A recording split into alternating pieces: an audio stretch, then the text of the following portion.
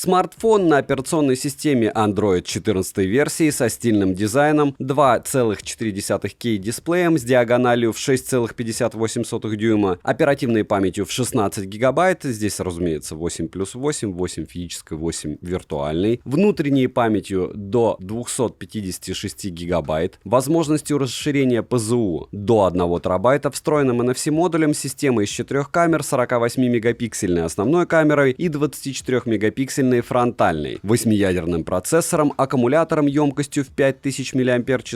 И обо всем этом, разумеется, я, как всегда, прочел в рекламе к смартфону Iswanda S18. Но как на самом деле дела обстоят у данной модели, я сейчас вам расскажу. Смотрим, как появляются новые бренды. Распаковка. Поставляется смартфон в белой коробке с названием модели и краткими характеристиками. Все довольно минималистично и просто. В коробке мы имеем краткое руководство, силиконовый чехол, сам смартфон с наклеенной защитной пленкой, и это неудивительно, кабель для зарядки и блок питания на скромные 10 Вт. Также есть защитное стекло и ключ для извлечения прорезиненного гибридного слота под 2 сим-карты или одну сим-карту и карту памяти до 1 терабайта. Вес и габариты смартфона вы видите на экране. Смартфон не тяжелый и средних размеров. Отмечу, что мне пришел экземпляр с дефектом в стекле тыльной камеры. На съемку это никак не влияет, но внешне заметно. Летим дальше. Напоминаю, 7 обзоров в неделю выгружаю и ежемесячно разыгрываю по смартфону Poco X6 Pro. Для участия в розыгрыше необходимо подписаться на YouTube канал, который вы сейчас видите с колоколом, оставить любой осмысленный комментарий больше 5 слов под любым из роликов и в описании канала, либо в этом комментарии указать свое имя в Телеграме, и вы автоматически в розыгрыше. В прикрепе мой личный телеграм-канал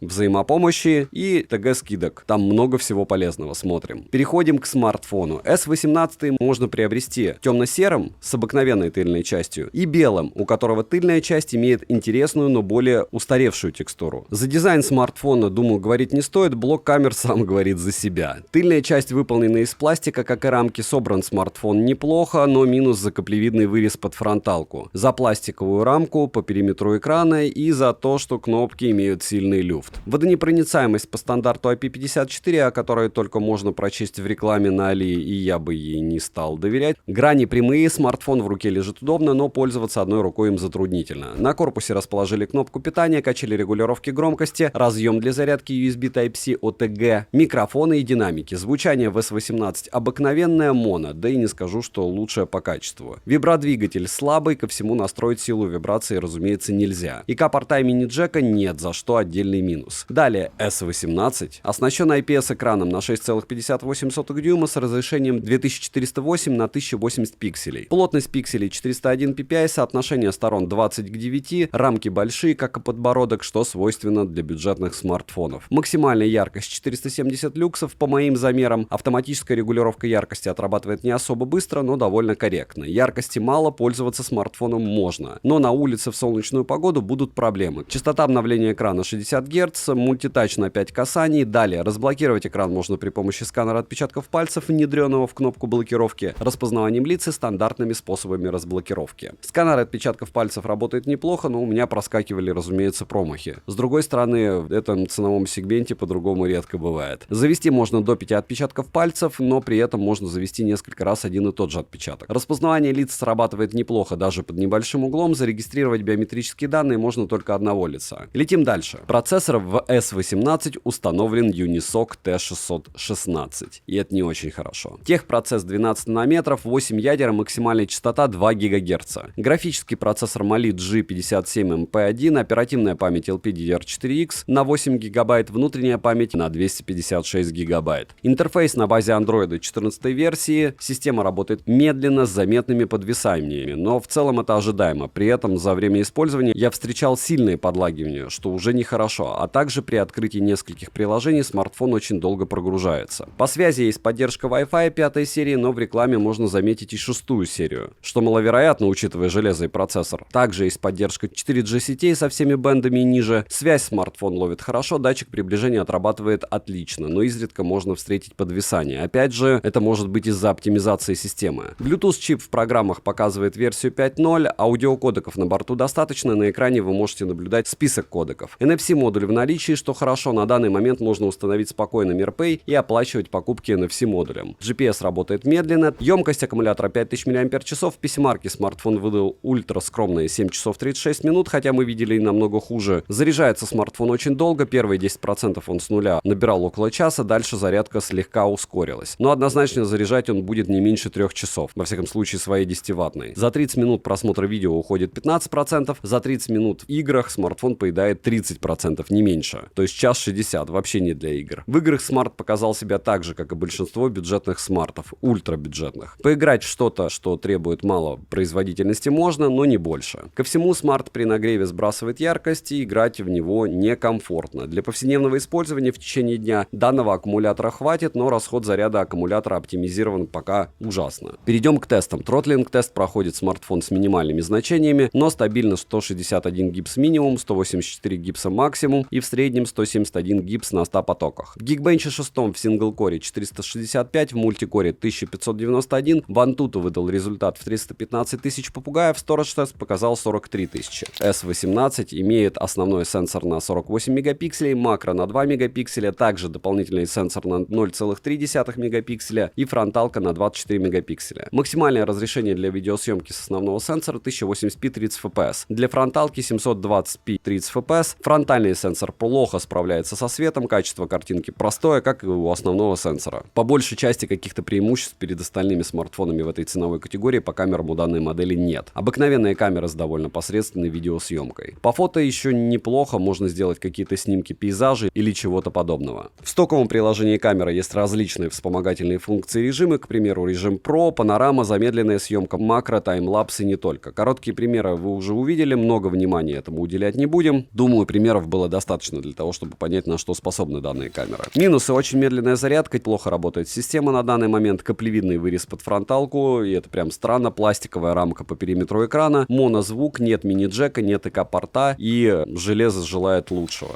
Цену можете посмотреть по ссылке в описании к видео, это единственное, что его каким-то образом оправдывает, потому что это ультрабюджетник. Посмотрим, вот такое у них начало. Резюмирую, S18 однозначно проигрывает своим конкурентам, он своих денег не стоит. Опять же, будем смотреть, как они его дропнут. Я не советую рассматривать данную модель к покупке, лучше обратить внимание, повторяюсь, на супербюджетники Realme или Poco, хотя следите за скидками, если как-то они супер люто это дело дропнут, почему бы и нет, как звонилка. Спасибо за просмотр, девайсу от меня однозначно нет, добра и удачи вам, дорогие друзья.